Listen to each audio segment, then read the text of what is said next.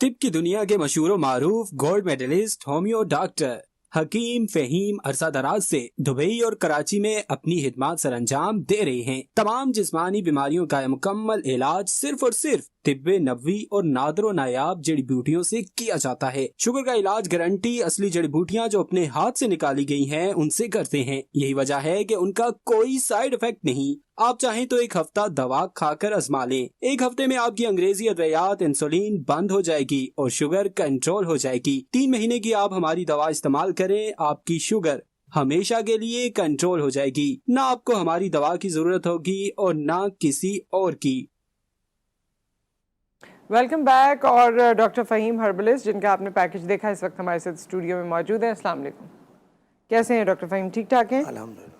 और डॉक्टर फ़हीम आज आप डायबिटीज़ पे बात करेंगे, किडनी पे बात करेंगे और थायराइड पे भी बात करेंगे। सो थायराइड वैसे है क्या?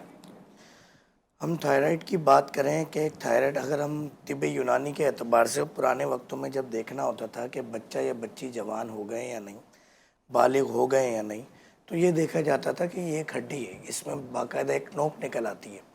इट्स मीन कि ये थायराइड ही है। और ये थायराइड की इस हड्डी की नोक निकलने के बाद फैसला किया जाता था कि बच्चा बालिग हो गया है, क्योंकि तिब्बे यूनानी के अंदर इस तरह से अद्वियात दी जाती हैं कि देखा जाता है कि बच्चा बालिग है या नाबालिग है। अच्छा, वैसे ये अब सबके तो नहीं होती? नहीं होती है सबकी, मगर वो एक तबीब समझ लेता है और जब वो देखता है, चेक करता है, तो वो समझ लेता है कि और ये जो बच्चे नौमौलूद पैदा होते हैं उनका भी थायराइड का टेस्ट होता है, तो वो क्या होता है? नहीं, मैं आप बात को नहीं समझे। वे सिर्फ बताने का मकसद ये कि एक नोक जब उभार आ जाता है तो इट्स मीन कि वो बच्चा बालिग हो जाता है। वो थायराइड का ही एक हिस्सा होता है कि जो कि पता चलता है कि बच्चा बालिग हो गया या नहीं। थायराइड तो देखिए हार्मोनल ग्लैंड है जो कि रिस्पॉन्सिबल है और आपके जिस्म के तमाम हार्मोन्स का सरदार है। अच्छा। Thyroid gland. अब उसका काम क्या होता है, आपकी बॉडी के अंदर तमाम जितने भी फंक्शंस हैं, ख़ास तौर पे सेक्सुअल फंक्शंस, हार्मोनल डिसऑर्डर जिसे हम कह रहे होते हैं, तो वो उसके डिस्टर्बेंस होने से होता है। ठीक है जी। अब उसमें जब ये सारे मामलात होते हैं, तो जब थायराइड ग्लैंड की बात हो रही होती है और जब डिजीज़ की बात हो रही होती है, तो उसमें सेक्सुअल डिसऑर्डर के अंदर डिस्टर्बेंस हो जाती है, चाहे वो लड़का हो या लड़की।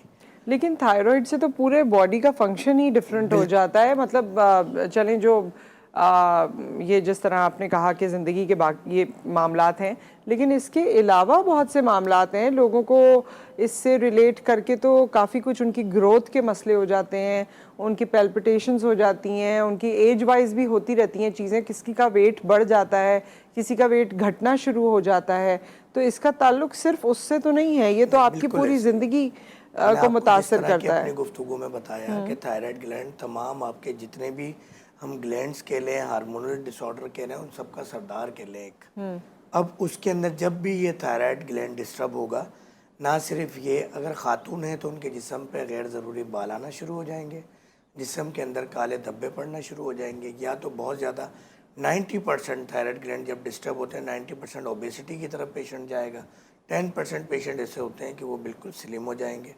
इसी तरह कैंसर भी ये देखता है, इवन के आपके शुगर, ब्लड प्रेशर की वजह भी थायराइड ग्लैंड बनता है। अच्छा, सो हाइपर और हाइपोथायराइड होते हैं इसमें? बिल्कुल ऐसा ही है। हाइपो में डेफिनेटली ये लोग जानते ही हैं कि कम को कहते हैं और हाइपर बढ़ने को कहते हैं। इन दोनों चीज़ों के अंदर, चाहे वो ये हवाले से बात हम कर रहे हैं, शुगर के हवाले से, ब्लड प्रेशर के हवाले से, सिम्टम्स सेम होते हैं कि वो जो सिम्टम्स निकल कर आ रहे होते हैं, जो इंडिकेशंस आ रही होती हैं, वो सेम आ रही होती हैं। हाँ, लेकिन मैंने सुना है डॉक्टर साहब कि हाइपर में वेट लूज होता है काफ़ी और हाइपो में गेन हो जाता है। नहीं, ऐसा नहीं है। बाज़ औक़ात ये वो सुनने वाली बात तो कुछ और होती है। अब वो मैंने जिस तरह बताया आपको कि सेम कंडीशन होती है, मगर 10% उसके अंदर वेट लूज़ होता है, ये तमाम पेशेंट में है, मगर उसमें हाइपो में बहुत कम देखने में आता है, क्योंकि हाइपो की शिकायत ज़्यादा होती हैं। तो हम अमूमन देख रहे होते हैं कि हर बंदा वेट गेन कर रहा है। अच्छा, थायराइड जिन लोगों को होता है उनको सारी ज़िंदगी थायराइड को मैनेज करना होता है। आपकी दवा से थायराइड में क्या फ़र्क पड़ जाएगा? देखिए, बात ये, एक तो वैसे ही थायराइड का जब भी हाइपो होना, या पर हम अगर बात करते हैं कि उसके साथ साथ दीगर अमराज का होना, अब वो जब थायराइड की मेडिसिन पेशेंट ले रहा होता है या दीगर अमराज की मेडिसिन ले रहा होता है, एक तो उस बीमारी के साइड इफ़ेक्ट और साथ साथ फिर उस मेडिसिन के साइड इफ़ेक्ट कि आप ज़बरदस्ती जो मैनेज कर रहे होते हैं तो उसके एक साइड इफ़ेक्ट है।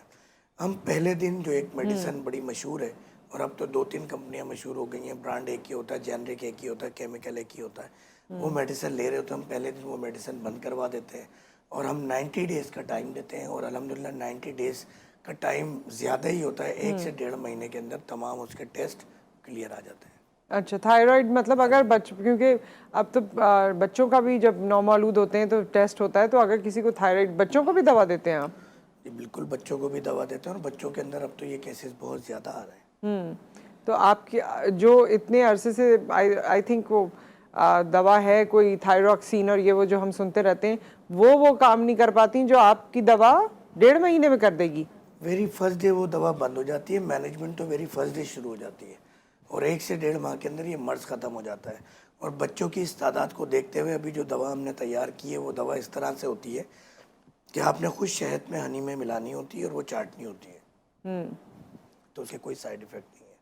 और इवन के देखें जो तिब यूनानी की असल दवा होगी ना, वो एक मेडिसिन बहुत सारे तरीका इलाज के तौर पर काम आ रही होगी।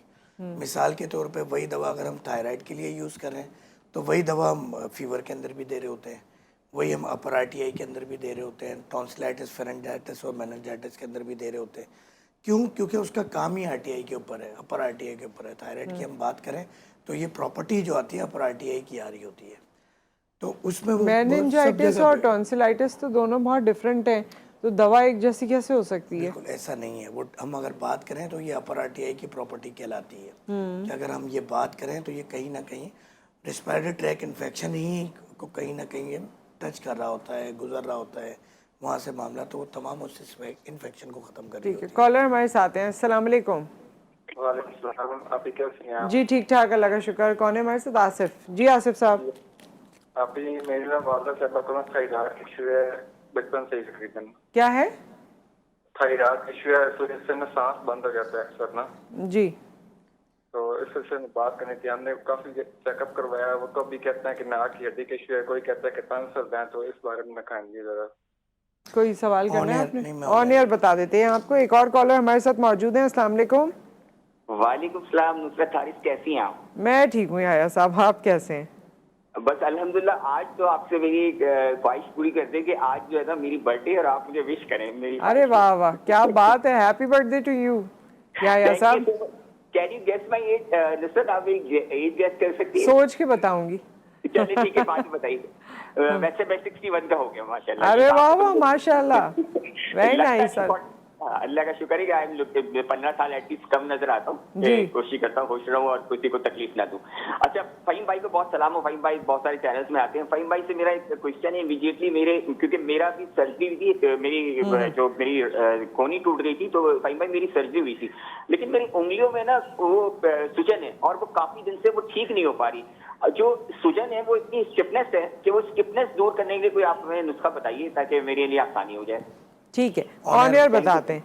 ओके, थैंक यू जी। अच्छा, पहला जो सवाल था थायराइड के हवाले से कि उनको सांस लेने में परेशानी हो रही है, तो आपका इशू ये है कि थायराइड ग्लैंड बढ़ने की वजह से जो पीछे लैरिंक्स होती है वो कंजेशन हो जाती है। कंजेशन होने की वजह से आपको सांस लेने में तकलीफ भी होती है। तो पहले तो ये कि इस तरह के पेशेंट में जैतून यानी ऑलिव ऑयल एक्स्ट्रा वर्जन, 2 किस्म के जैतून के तेल इस वक्त मार्केट में अवेलेबल है, एक पीने वाला और एक मालिश वगैरह के लिए या लगाने के लिए इस्तेमाल होता है। तो जो पीने वाला तेल है वो 2-2 कतरे हर 2 से 4 घंटे बाद अपने दोनों नोज़ के अंदर, नेज़ल कैविटी के अंदर आपने लेट के डालना है और तकरीबन 5 से 10 मिनट आपने लेटे रहना है। तो एक तो आपने इन चीज़ों को करना है। दूसरा ये है कि ठंडा, खट्टा, लाल मिर्च और चावल, जिस तरह मिजाज की बात करते हैं, 3 किस्म की मिर्च हमारे पास है जो स्पाइसी हम खाने बना रहे हैं, उसमें 3 किस्म की मिर्च यूज़ हो रही होती है, एक काली मिर्च, एक लाल मिर्च, एक हरी मिर्च। तो उसमें जो लाल मिर्च है वो आपको नुकसान पहुंचाएगी, ठीक है। काली मिर्च और हरी मिर्च आप ले सकते हैं। सही। और साथ साथ ये मेडिसिन आपको बंद करनी होगी। स्क्रीन पे नंबर आ रहे हैं, आप अभी रब्ता कीजिए, अपना मुकम्मल एड्रेस लिखवा दीजिए, मेडिसिन 2 से 3 दिन में आपके घर पे आ जाएगी इंशाल्लाह। और मैं ये चाहूँगा कि आज आपको जो नुस्खा इजात बताए जा रहे हैं तो नेक्स्ट प्रोग्राम के अंदर आप ज़रूर इसका फीडबैक हाँ, दीजिएगा फीडबैक और दीजिए ताकि बताएं, और पता 1.5-2 चले। महीने जब इलाज मुकम्मल हो तो ज़रूर बताया करें कि फ़ायदा हुआ या नहीं हुआ। इससे फिर हमें सीखने को मिलता है। जी, याया साहब का जवाब देना है, लेकिन एक और कॉलर है, फिर हम जवाब देंगे। अस्सलाम वालेकुम। वालेकुम अस्सलाम। जी रईसा साहिबा, हाँ जी, जी फरमाइए, क्या सवाल है आपका? मैंने ना डॉक्टर फ़हीम से बात करनी है। जी मौजूद हैं, बात कीजिए। मुझे ना थायराइड का मसला है। आप बात कीजिए जी। थायराइड के हवाले से इशू है आपका भी? जी जी रईसा साहिबा। हाँ जी, हाँ जी, मैं ना छोटी से मुझे मोशन और उल्टियों का मसला था, तो अब ना मोशन तो बंद हो गए हैं मगर उल्टियाँ नहीं बंद हो रही हैं। ये थायराइड का मसला है या अलग ही कोई सुबह? ठीक है, ऑन मैं एयर आपको ऑन बताते एयर हैं, जवाब देता ऑन हूँ। एयर बताते हैं। Thank you so much. जी अच्छा, याया मुझे साहब फिर- ने कहा था वो उंगलियों में सूजन और स्टिफनेस है। जी जी जी। अच्छा, वो जो याया साहब का इशू है ना, वो इन्फ्लामेशन मुझे महसूस हो रही है कि उनके कहीं ना कहीं टिश्यू डैमेज है। एक चीज़ हमें समझनी होगी, तिब्बे यूनानी में हम ये कहते हैं कि दर्द अल्लाह ताला की नेमत है और सूजन भी अल्लाह ताला की नेमत है। सूजन का मतलब ये है कि उस पार्ट ऑफ बॉडी के अंदर, वहाँ उस टिश्यूज़ के अंदर आपकी अल्लाह ताला की तरफ से एक फोर्स भेजी गई है जो वहाँ रिपेयर का काम कर रही है, और उसको किसी न किसी वजह से नाकामी का सामना है। जब भी सूजन आपको मुस्तकिल नज़र आ रही है, तो सबसे पहले तो उसकी हेल्प आउट करने के लिए आप नमक वाले पानी की टकोर कर लें, और आप बकरी का दूध बेरी के शहद के साथ ले लें। यानी तकरीबन 1 चम्मच बेरी का ओरिजिनल शहद, अल्लाह करे आपको कहीं से मिल जाए, वरना आप रब्ता कर सकते हैं हमारे नंबर्स पे जो स्क्रीन पे चल रहे हैं। और आप बकरी का दूध मिल जाता है, वरना एक बकरी ले लें। बकरी पालना सुन्नत भी है और बहुत फ़वाइद हैं इसके। तो आप वो बकरी का दूध 1-1 गिलास दिन में 3 मरतबा लें, और 1-1.5 हफ्ते ये करने के बाद बताइए। एक तो ये बूंस जिनकी भी फ्रैक्चर होता है, कोई भी इस तरह की बूंस के टूटने का इशू होता है, या बच्चों के अंदर भी कॉलर बोन अक्सर बच्चों के खेलते हुए टूट जाती है, तो मैं याया साहब के, क्योंकि उनकी बर्थडे के हवाले से भी उनको विश भी कर देते हैं साथ साथ, और उनके तवस्सुस से देखने वाले तमाम नाजरीन को ये बता देते हैं, ये नुस्खा याया साहब की तरफ से आप लोगों के लिए गिफ्ट है, इनके तवस्सुस से, कि अगर आपके किसी बच्चे की कॉलर बोन, तो उस पर किसी भी मेडिकेशन पे जाने की ज़रूरत नहीं है। आपने अगर बकरी का दूध प्योर बकरी का दूध, और वो प्योर होना चाहिए, उसके अंदर अगर आप शहद मिलाकर इस्तेमाल कर लेते हैं बेरी का, तो उसमें बहुत अच्छे नताइज सामने आए। ठीक है, सो विद दैट एक ब्रेक आ गया है। ब्रेक के बाद हम एक और जो रईसा साहिबा का सवाल था उसका जवाब लेंगे आफ्टर दिस ब्रेक।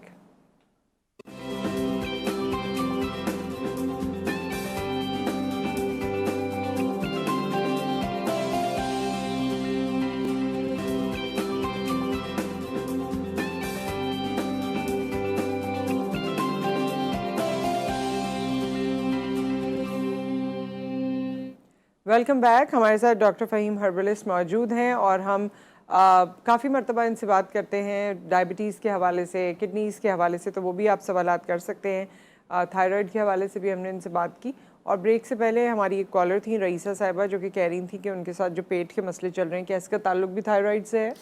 बिल्कुल, इसमें देखें, ये देखना होगा कि 2 चीज़ें हैं। एक तो उन्होंने ये बताया कि सिर्फ ईद उल अज़हा के मौके पर ऐसा हुआ, तो वो तो आपको पता है कि ओवर ईटिंग के हवाले से, कि जब हम गोश्त को बहुत ज़्यादा इस्तेमाल कर लेते हैं, कि चाहे बकरा ईद का मामला हो या चाहे कोई सा भी मामला हो, जिस तरह हम मुहर्रम के दिनों में कोई हलीम का इस्तेमाल ज़्यादा बढ़ जाता है, या हम बात करें ईद उल अज़हा के मौके पर गोश्त, किसी भी चीज़ का ज़्यादा इस्तेमाल बीमारी का सबब बनता है।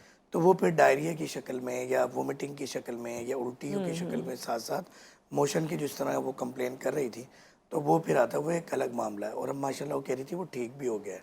अगर वो ठीक ना हुआ हो तो रईसा बहन के केयर ऑफ से, उनके तवज्जुह से सबको बताता चलूँ कि सिर्फ काला नमक, अच्छा काला नमक भी ओरिजिनल मिलना, मैं जो भी आपको नुस्खा या जो भी आपको थेरेपी बताता हूँ, उसके अंदर उस नुस्खे के लिए ज़रूरी है कि ओरिजिनल मिल जाए। क्योंकि अभी पिछले दिनों एक चीज़ निकल के सामने आई है कि ऑयल के इस्तेमाल के साथ एक सादे समुद्री नमक को काला नमक बना के बेचा जा रहा है मार्केट के अंदर। तो इस चीज़ का यकीनन आपको यकीन करना ज़रूरी है कि वो ओरिजिनल काला नमक ही आपको मिल जाए। तो वो आप अगर चाट लेंगे हर 1-1.5 घंटे बाद, अगर मोशन ज़्यादा है हर 15 मिनट बाद, तो अल्हम्दुलिल्लाह आपके मोशन और उल्टियाँ बेहतर हो जाएंगी। ठीक है। अच्छा, अब हम ये बात करें कि थायराइड के अंदर भी एक और कॉलर भी है। अस्सलाम वालेकुम।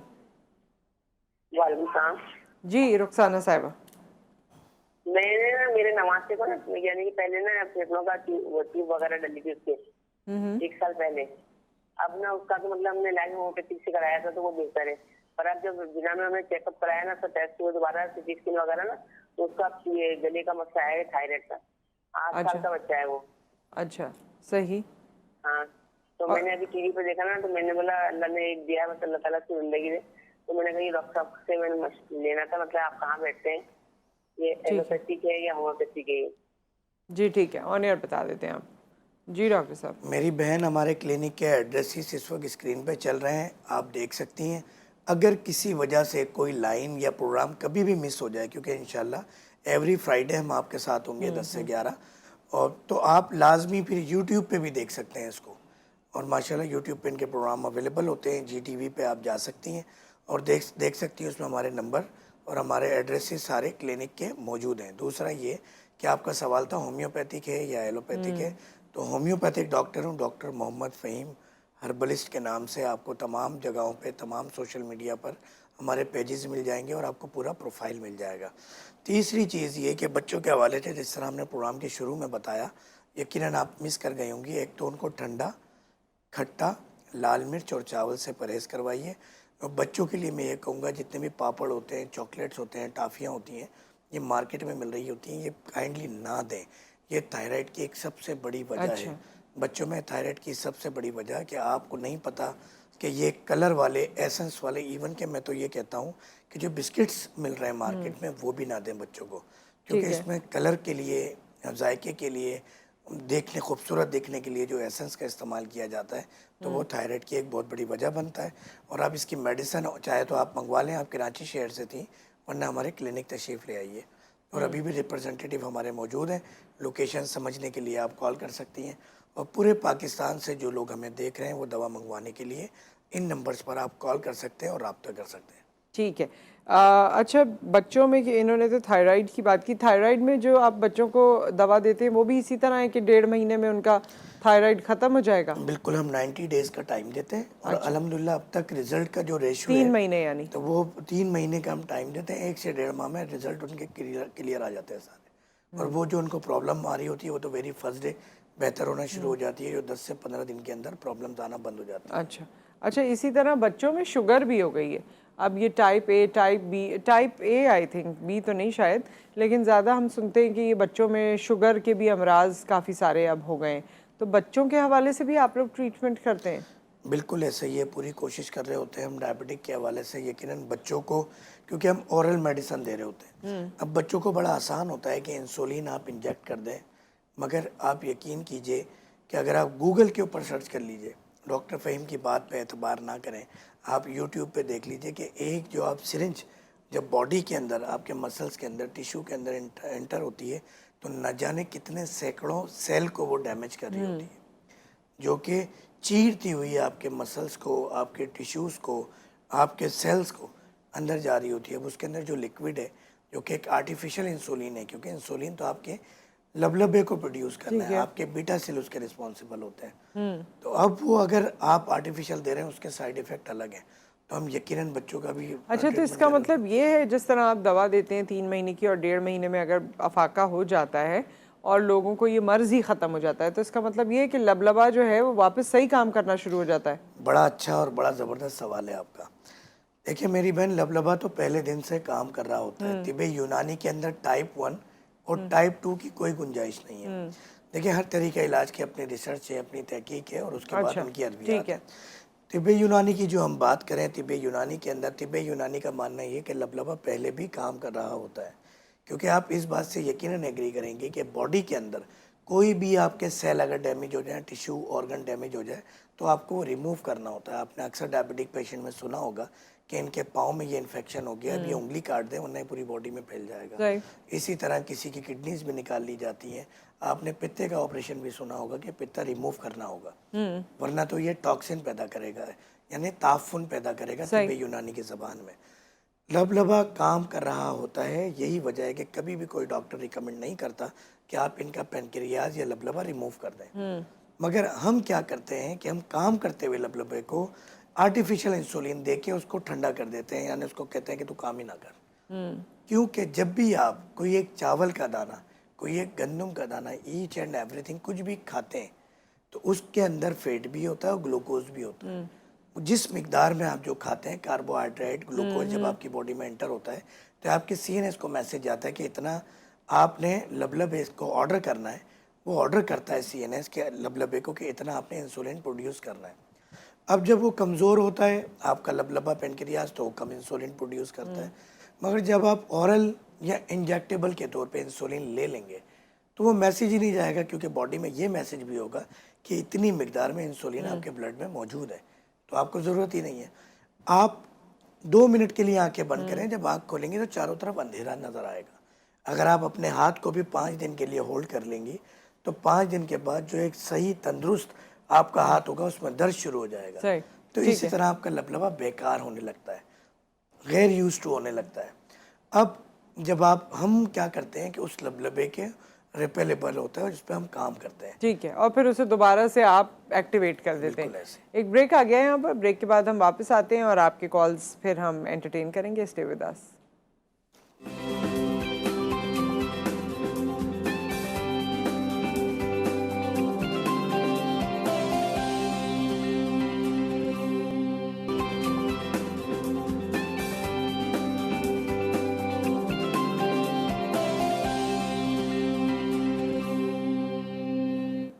Welcome back. Doctor Fahim herbalist हमारे साथ मौजूद हैं और हम डायबिटीज़ के बारे में, थायराइड के बारे में, किडनीज़ के बारे में बात कर रहे थे। और डायबिटीज़ का जो ज़्यादा इम्पैक्ट है वो किडनीज़ पर पड़ता है और लोग फिर किडनीज़ ख़राब और डायलिसिस की तरफ चले जाते हैं। तो डायलिसिस भी आप कहते हैं, या आप हमेशा जब हमने देखा है आपके पैकेज में भी कि डायलिसिस का पेशेंट भी अगर आपके पास आता है तो उसका चाहे कितनी भी ख़राब कंडीशन हो या कोई इसकी स्टेज है कि इतने स्टेज तक आया तो दवा फाका करेंगी। ये बड़ा अहम सवाल है, इसको मैं डायबिटीज से ही रिलेट करूँगा, साथ साथ हाइपरटेंशन, ब्लड प्रेशर के अमराज से भी रिलेट करूँगा। होता ये है कि जो मैनेजमेंट जब हम कर रहे होते हैं किसी भी मर्ज़ की, इस वक्त उस तरीके इलाज में जो कि बड़ा मशहूर है, तो उस मैनेजमेंट के दौरान बहुत सारी चीज़ों के डैमेजेस हो रहे होते हैं जिसमें किडनी का बहुत बड़ा इफेक्ट है। इवन कि अगर आप हाइपरटेंशन की मेडिसिन का मोड ऑफ एक्शन देखें कि वो किस तरह काम करती है तो वो डायरेक्टली किडनी पे इफ़ेक्ट करती है। और ऐसी बहुत सारी हाइपरटेंशन की, ब्लड प्रेशर की अद्वियात हैं जो पूरी दुनिया में बैन लग चुका है, मगर उसके बावजूद मुल्क खुदादाद, मुल्क पाकिस्तान के अंदर इस वक्त वो जारी और सारी है। तो सबसे पहले तो मैं आपकी इस बात के तवज्जुह से हुकूमत वक्त से भी रिक्वेस्ट करूँगा और जो आपके मेडिकल के जितने भी डिपार्टमेंट हैं उनसे कि उन तमाम अद्वियात पर ज़रा नज़रसानी की जाए, क्योंकि वो इस वक्त dialysis number 1 diabetic. Last 15 days पहले एक इंटरनेशनल एक इदारा है, उस इदारे का नाम अभी मेरे जहन में नहीं आ रहा, मगर उसने तहकीक की है कि डायबिटिक के हवाले से पाकिस्तान नंबर 1 हो गया पूरी दुनिया के अंदर। इसी तरह हाइपरटेंशन के हवाले से भी हमारे टॉप 3 कंट्रीज़ में हम आ रहे हैं। तो इन मेडिसिन के इस्तेमाल से किडनी का जो इशू आ रहा है, इस वक्त डायबिटिक के बाद अगर कोई दूसरा मर्ज़ है जो कि घर घर फैल रहा है तो वो है किडनी डिजीज। सही है। क्या आप देख रही हैं कि जगह जगह डायलिसिस सेंटर, आपके गुर्दा खराबी के मराकज़। तो क्या इस आपकी दवा से डायलिसिस खत्म हो जाता है? उसी तरफ आ रहा हूँ। तो सबसे पहले तो उसकी वजह को हमें रोकथाम करनी होगी कि अल्लाह ना करे मरीजों को इस मर्ज में इजाफा हो, डॉक्टर फ़हीम या किसी के पास भी आना हो। दूसरी बात यह कि ये भी ट्रीटेबल है, चाहे किसी भी कंडीशन पे चले जाए। इस पे हम अगर बात कर रहे हों, तो होता ये है कि 1.5 क्रिएटिनाइन जो एक नॉर्मल रेंज होती है, और यूरिया की बात करें तो वो एक 50 की नॉर्मल रेंज हो रही होती है। उस रेंज के अंदर अंदर जब स्क्रीट आउट होनी होती है तो हम फिर डिक्लेयर कर देते हैं कि इस पेशेंट के अब डायलिसिस होंगे। तो मेरे पास ऐसा पेशेंट भी रिपोर्ट हुआ कि जिसका 17 पॉइंट समथिंग था क्रिएटिनाइन और यूरिया तकरीबन 200 प्लस था। विद इन अ वीक उनके डायलिसिस बंद हुए और क्रिएटिनाइन उनका 1.7 पर आ गया। इस पेशेंट की वीडियो हमारे यूट्यूब चैनल पर मौजूद है और स्क्रीन पर बार बार लिखा भी आ रहा है डॉक्टर फ़हीम हर्बलिस्ट के नाम से। हम तमाम सोशल मीडिया पर प्लेटफॉर्म पे मौजूद हैं, चाहे इंस्टाग्राम हो, यूट्यूब हो या फेसबुक हो। वहाँ पे हमारे डायबिटिक के हवाले से बात हो, हाइपरटेंशन की, डिस्लिपिडीमिया की और डायलिसिस की के मरीज़ों की वीडियोस मौजूद हैं। जबकि आप जानते हैं कि अगर मिसाल के तौर पर 200 पेशेंट आपसे सेहतयाब होते हैं तो हर बंदा मरीज़ जो है वो वीडियो नहीं बनवाता। हर पेशेंट ना कैमरा फेसिंग होता है और कुछ फैमिली के इश्यूज़ भी होते हैं, कुछ आपके स्क्रीनिंग के लोग होते हैं, कोई मीडिया के लोग होते हैं। तो वहाँ पे आपको फिर भी 1% लोग जो वीडियो के लिए कोऑपरेट करते हैं, बनवाते हैं, उनके नंबर और एड्रेसेस मौजूद होते हैं, आप रब्ता कर सकते हैं। अच्छा, राब्ता भी कर सकते हैं, वो आपको बिल्कुल गाइड ऐसे। भी करेंगे। बिल्कुल लेकिन ऐसे। ज़्यादातर लोग चाहे वो किसी भी स्टेज पे, उनका डायलिसिस भी रुक जाता है। अल्हम्दुलिल्लाह, बिल्कुल अगर ऐसे दोनों ही किडनीज खराब हैं तब भी है। बिल्कुल ऐसा ही है। तो भी मसला। देखिए किडनीज तो दोनों ही खराब होती हैं, ऐसा नहीं है कि जब भी यूरिया क्रिएटिनाइन की बात हो रही है तो जो बूथ नहीं, kidneys एक होती है, यूजुअली एक खराब होती है। अगर कोई ऐसा स्टोन है या कोई एक हम देखते हैं स्टोन किडनी फेलियर एक की अलग तरफ भी बीमारी जा है। रहे हैं। हम स्टोन की बात करें तो स्टोन एक अलग बीमारी है। नहीं, मैं वैसे आपसे कह रही हूँ कि जैसे चलें स्टोन को हम हटा भी देते हैं, किडनी फेलियर की तरफ भी जा रही है, तो यूजुअली हमने सुना है कि एक किडनी खराब है। उसमें होता ही है कि एक डैमेज ज़्यादा होती है और एक कम होती है, और उसमें डॉक्टर्स ये कह रहे होते हैं कि उसके डैमेजेस की वजह से या तो उसको ट्रांसप्लांट कर लें आप, तो फिर उसमें बोझ सेकंड पे कम आ जाता है। इसकी मिसाल बिल्कुल इसी तरह की है कि जिस तरह 2 एनर्जी सेल आप लगाते हैं रिमोट के अंदर, तो बाज़ औक़ात एक सेल आप निकाल के उस पर नया लगा दें, पाकिस्तान में होता है, दुनिया में नहीं होता। या तो आप रिमोट को कोई टकरे मारते हैं तो वो काम करने लगता है, या तो एक सेल रिमूव करके आप नया लगाते हैं तो वो काम करने लगता है। तो जस्ट लाइक कि किडनी का भी यही इशू होता है कि अगर आप एक किडनी रिमूव करते हैं और ट्रांसप्लांट कर लेते हैं तो दूसरे पे बोझ कम हो जाता है, फिर ज़्यादा बोझ उस पर आ जाता है जो सही सेहतमंद किडनी होती है। मगर ये इलाज नहीं है। इलाज के लिए आप कोई इलाज की तरफ जाएं तो अल्हम्दुलिल्लाह पेशेंट डायलिसिस से भी रिकवर हो जाता है। अच्छा, अल्हम्दुलिल्लाह। ये मैंने वैसे पहली दफ़ा सुनी है, क्योंकि डायलिसिस वो ट्रांसप्लांट तो हम लोग मतलब लास्ट इलाज समझते थे, बल्कि लोग पाकिस्तान में तो अब हो रहा है, इससे पहले तो दुनिया से बाहर जाके करवाते थे। बिल्कुल आप सही कह रही हैं। इसी मुल्क से तरह बाहर जाके, दुनिया डायबिटिक से की हम बाहर। बात करें तो इंसुलिन को last stage of treatment of diabetic समझा जाता है। मगर हम एक अभी आपने एक पैकेज देखा होगा ब्रेक से पहले जब हमने प्रोग्राम शुरू किया, तो उस ब्रेक में ये बताया गया था उस पैकेज के अंदर कि वेरी फर्स्ट डे चाहे आपकी इंसुलिन 100 पॉइंट क्यों ना लगता हो यूनिट्स, हम वेरी फर्स्ट डे इंसुलिन बंद करवा देते हैं। तिब्बे यूनानी वहाँ से शुरू होती है जहाँ इस वक्त का मशहूर तरीका इलाज ख़त्म होता है। अच्छा, यानी इंसुलिन के बाद तो कुछ है ही नहीं ना इस दुनिया में। लास्ट प्रोग्राम में आपने भी एक सवाल किया था और अक्सर मरीज भी ये सवाल कर रहे होते हैं, डॉक्टर साहब आपकी दवा के अंदर कोई एस्टेरॉइड तो नहीं कि जिससे शुगर कंट्रोल हो जाती है। तो मैंने इस पर भी आपको बड़ा एक जवाब दिया था, तवील जवाब जी, दिया था। बेहतरीन ही था। बेहतरीन भी था वो, बेहतरीन ही कहने लगे थे आप, तो कह लें, कोई बात नहीं। कि इंसुलिन के बाद तो कोई इलाज ही नहीं है ना इस दुनिया में। तो तिब्बे ये हैरत की दुनिया नहीं है, ये वो दुनिया है जो 25 से 40 हज़ार साल से दुनिया में राइज है, और 1,25,000 जो पैगम्बरान इस्लाम गुजरे तो तभी यूनानी का सारा इलाज किया, और कुरान अहादीस में भी इसका जिक्र है। नहीं, सीइंग इज बिलीविंग है। और जो आपके पेशेंट्स हैं, आई एम श्योर उनका जो एक्सपीरियंस होगा, अगर कोई पेशेंट आपको कभी देख रहा हो तो वो हमें कॉल करके बता भी सकते हैं कि उनकी क्या एक्सपीरियंसेस रहे हैं। और बेशक आप अपना नाम गलत बता दें, कोई बात नहीं, हमने कोई उसको वो नहीं करना है, लेकिन अंदाज़ा हो जाता है कि क्या बीमारी थी, क्या चीज़ थी, तो ज़रूर बताया करें ताकि लोगों को पता चले मज़ीद। बिल्कुल ऐसा ही है। असल में बात यह है कि हमारे यहाँ मरीज़ जब तक बीमार होता है तो जब तक वो डॉक्टर के पास जी, चक्कर जी, भी ये लगाता तो है। है। अब जब बाज़ औक़ात मरीज़ जब आता है ना, डॉक्टर साहब आप कह रहे हैं कि शुगर वाकई ख़त्म हो जाएगी, हो गई तो मैं ये कर दूंगा। मैंने कहा आप सलाम दुआ रख लें, वही काफ़ी रहेगा, ये करना तो दूर की बात है। तो अभी हम मुल्तान विजिट पे थे ईद उल अज़हा पे, जी, तो एक इस्लामाबाद के हमारे पेशेंट थे, मुल्तान है वो, तो स्पेशली मिलने आए, तहाइफ लाए, और तकरीबन 3 साल हो गए, 5 साल हो गए उनकी शुगर को ख़त्म हुआ। अरे वाह, तो माशाल्लाह। उन्होंने उस दिन वीडियो बनवाई चलें, कि उन्होंने कहा डॉक्टर साहब, मैंने यार वीडियो बनवाया, 5 साल पुराना केस, ऐसा केस मिलता कम है कि 5 साल बाद वो मरीज आपको रिपोर्ट हो दोबारा। तो उन्होंने अपना नंबर और एड्रेस भी दिया और सारी चीज़ें बताई। तो और डॉक्टर फ़हीम जो है हमारे साथ आज भी मौजूद हैं, और फ्राइडेज़ को यूजुअली मौजूद हुआ करेंगे 10 से 11 में। सो आप इनसे सवाल भी कर सकते हैं और आप अपना जो एक्सपीरियंस है इनके साथ वो भी हमसे शेयर कर सकते हैं। थैंक यू सो मच आपकी तशरीफ़ आवरी का, और दोबारा इंशाल्लाह आपसे मुलाकात होगी। और प्रोग्राम का इख्तिताम हम इस पैकेज पे करेंगे जो कि ईदी रज़ाकारों के हवाले से बहुत इंपॉर्टेंट है, और बुशरा कमर ने हमसे शेयर किया है। सो हमारे प्रोग्राम की ज़ीनत बढ़ जाती है जब बुशरा पैकेजेस हमारे साथ शेयर करती हैं। ये पैकेज मुलाहिज़ा फरमाइए, उसके बाद हम आपसे विदा लेते हैं। इंशाल्लाह फिर मुलाकात करेंगे। अल्लाह हाफ़िज़। क्वेटा में रोजाना कई नाखुशगवार वाक़यात रोनुमा होते हैं। इन वाक़यात में ईदी के रज़ाकारान अपनी खिदमात सर अंजाम देते हैं। ये वाक़यात ईदी के रज़ाकारों पर किस तरह से असरअंदाज होते हैं, आइए इन्हीं से जानते हैं।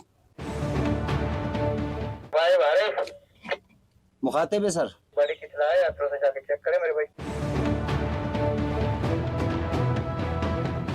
मेरा नाम मोहम्मद आरिफ है, और मैं जब ईदी सेंटर में आने का इरादा किया उस टाइम मेरी कम से कम उम्र कोई 18 या 20 साल के करीब थी। इस फील्ड का चॉइस इसलिए किया कि इसमें खिदमत थी, सवाब थे और ईदी बाबा के जो काम है उसको देखते हुए अपनी ज़िंदगी इसके लिए वक्फ की है।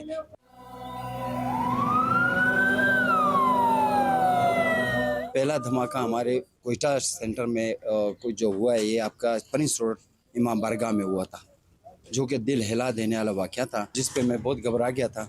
मुझे ले जाके वापस सीधी सेंटर में बिठाया, भाई इसको बिठाओ, ये काम नहीं कर सकते। तो आज समझ लें आप 25-26 साल हो रहे हैं और अल्लाह के हुक्म से इतना दिल पक्का हो गया कि हर चीज़ में हाथ डाला हुआ मैंने।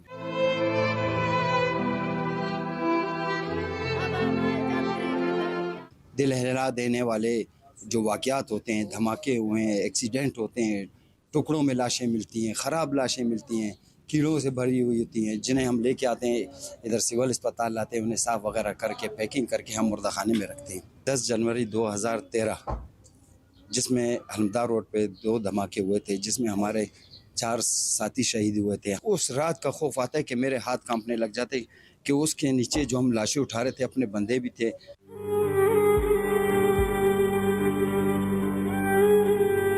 बहुत दफ़ा इस तरह होता है कि क्यों लाजमी बात है, बच्चे हैं, मेरी बेटी हैं, जब मैं बस टाइम पे खाना खाने लगता हूँ तो मरकज़ से मुझे कॉल आ जाती है, फ़ोन आता है कि भाई जल्दी पहुँचे, वहाँ एक्सीडेंट हो गया या धमाका हो गया। तो आप यकीन करें इसमें कोई ढकी छुपी बात नहीं है। मेरा ड्राइवर भी है इसी तरह कि हमने निवाला वहीं मैं छोड़ देता हूँ, वो रोटी मेरे यहाँ से नहीं जाती कि मैं बोलता हूँ वो पहले काम है, बाद में मेरा खाना है। एक एम्बुलेंस का सायरन जब बजता है तो आप ये सोचें यहाँ से तकरीबन आधा किलोमीटर तक उसकी आवाज़ गूंजती है।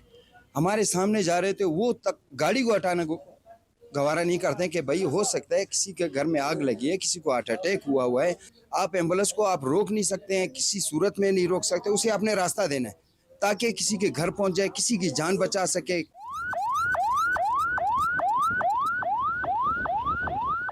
पुलिस वाले भाइयों से भी ये रिक्वेस्ट करता हूं कि भाई जब गाड़ी का सायरन देखते हैं कम से कम इतना कर दें करें कि हमें रास्ता क्लियर दे दें, आगे से गाड़ी के चौक जो होता है उसको क्लियर कर दें ताकि हम एक जान बचा सकें। ईदी के रजाकारों की खिदमत किसी से ढकी छुपी नहीं, वो आवाम से सिर्फ इतनी अपील करते हैं कि किसी भी इमरजेंसी की सूरत में उन्हें रास्ता फराहम किया जाए। कैमरामैन फतेह मोहम्मद के साथ बुशरा कमर, GTV न्यूज़, कोयटा।